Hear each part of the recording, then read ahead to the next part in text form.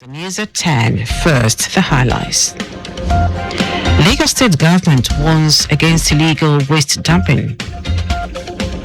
Nigerian doctors set to embark on indefinite strike. On the foreign scene, United States President raises tariff on Canadian goods over anti-tariff adverts.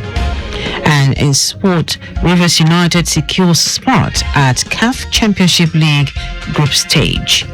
Now the details. I am Dele Agadumo.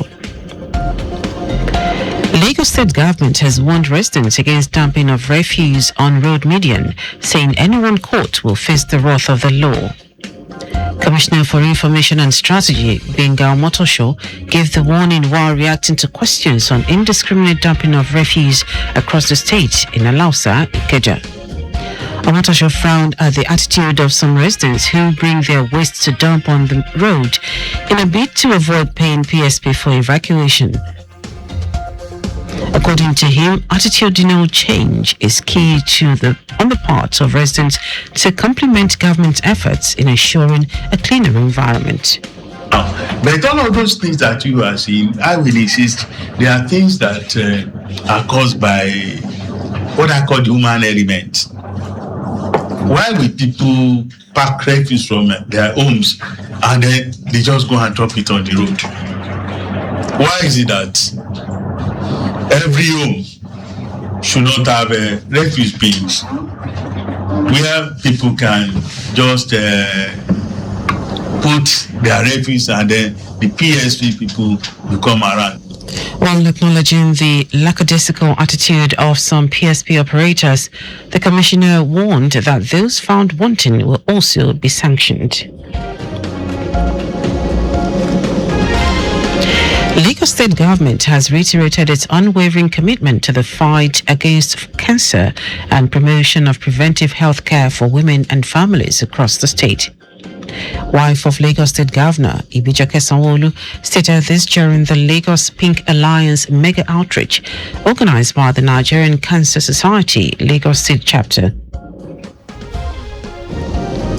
Mrs. Sanwo-Olu, who was represented at the event by a member of council, Edith Egube, described the outreach as an inspiring and impactful initiative that aligns with the Lagos State's agenda to ensure accessible and equitable healthcare for all residents. She commended the Nigerian Cancer Society for sustaining awareness on breast cancer and for creating a strong collaborative platform that brings together stakeholders from government, the private sector, health institutions, and advocacy groups. Consistently champion causes that touch the lives of women and families, including the fight against cancer, gender-based violence, and drug abuse awareness. The approach has always been anchored on education, empowerment, and empathy, because we believe that knowledge saves lives and supports gives us all hope. Earlier in her welcome address, the chairman of the Nigerian Cancer Society, Lagos State Chapter, and founder of Atinuke Cancer Foundation, Tino Lawal, said the Lagos Pink Alliance is expected to serve as a unifying force for all cancer advocates in the state, promoting collaboration, public education, and research towards a cancer-free Lagos. Lawal reinforced the importance of early detection as the key to survival, while urging Lagosians to visit recognized cancer centers for screening and treatment. Decided to have an alliance whereby all of the advocates, all stakeholders come together and pass the message against cancer. We have themed it One Lagos, One Voice, One Fight against cancer. And we are really going to fight cancer. We are ready to create a cancer-free future in Lagos State and in Nigeria generally, if possible, all over the world. Also speaking, the President, Chief Executive Officer of Nigerian Cancer Society, Abidemi Omonisi, underscored the importance of continuous awareness and vigilance, adding that cancer is not a death sentence, but a battle that can be won with faith, timely care, and strong support system. Lagos State Traffic Management Authority, LASMA, has apprehended 6 suspected members of a notorious one-chance syndicate operating beneath the Ijora Bridge corridor of Lagos.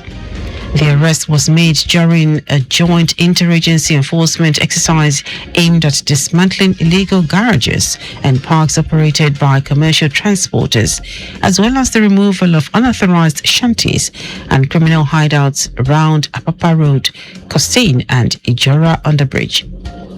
Speaking during the enforcement exercise, Special Advisor to the Governor on Transportation, Shola Giwa, reaffirmed the Sanwo-Olu administration's zero-tolerance policy towards environmental infractions, the unlawful occupation of public infrastructure, and the proliferation of criminal enclaves across Lagos. Igiwa issued a stern warning to criminal elements and illegal occupants still operating beneath bridges and in unauthorized spaces to vacate immediately, emphasizing that similar enforcement operations would be sustained with renewed vigor until full compliance is achieved across the state. On his part, General Manager of LASMA, Olalekan Bakari, commended the professional synergy among all participating enforcement agencies, describing the exercise as a demonstration of interagency cooperation at its best. Now to the rest of the stories.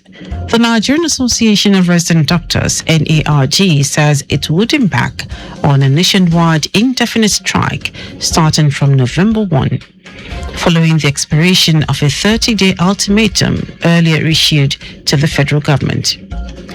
NARG President Muhammad Suleiman, who made this known during an interview, said the association's National Executive Council reached the decision after reviewing the government's response to their demands during its virtual emergency meeting.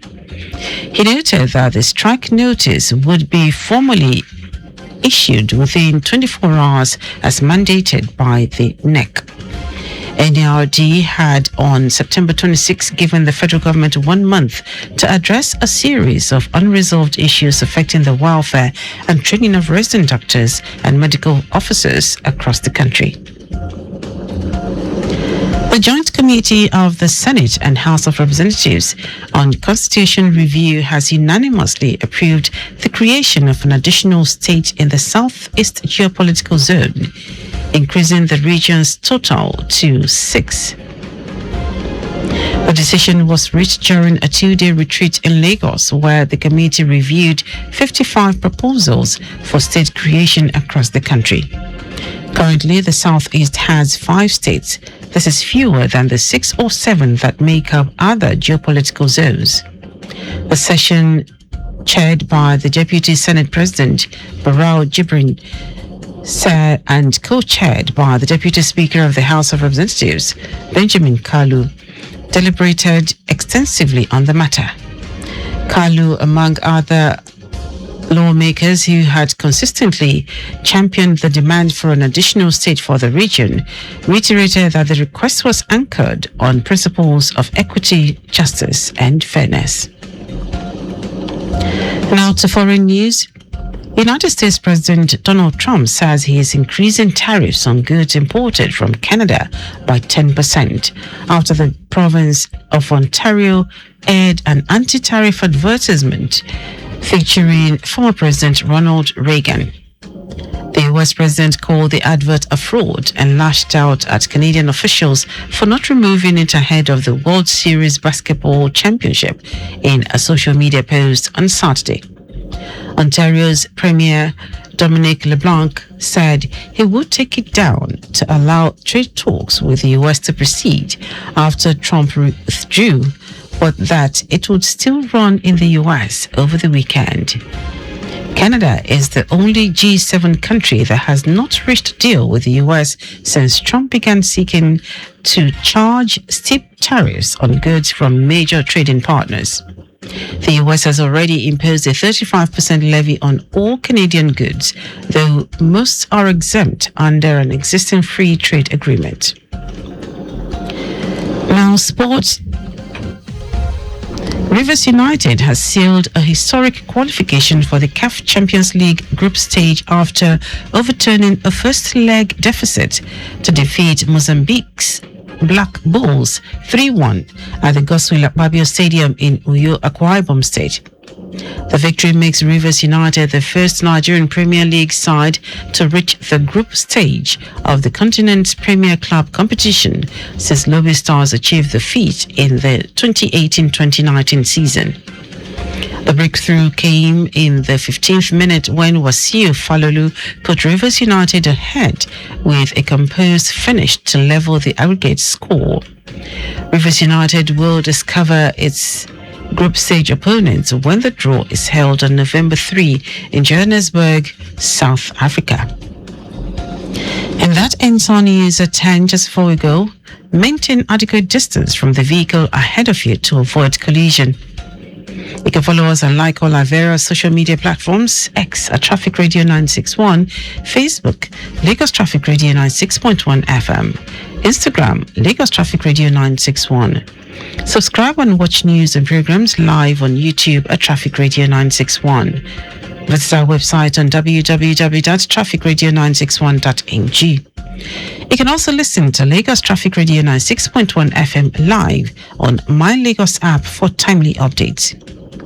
Did you know that the Sanwo-Olu administration empowered 600 women with ingenious business ideas to the tune of 4 billion naira through the Lagos State Employment Fund, LSETF, W initiative to empower Lagosians? Can get more details on the Lagos State Government website.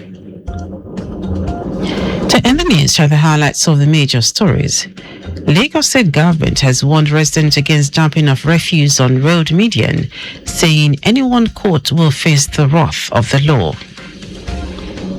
The Nigerian Association of Resident Doctors, NARD, has announced plans to embark on a nationwide indefinite strike starting from November 1, following the expiration of a 30-day ultimatum earlier issued to the federal government.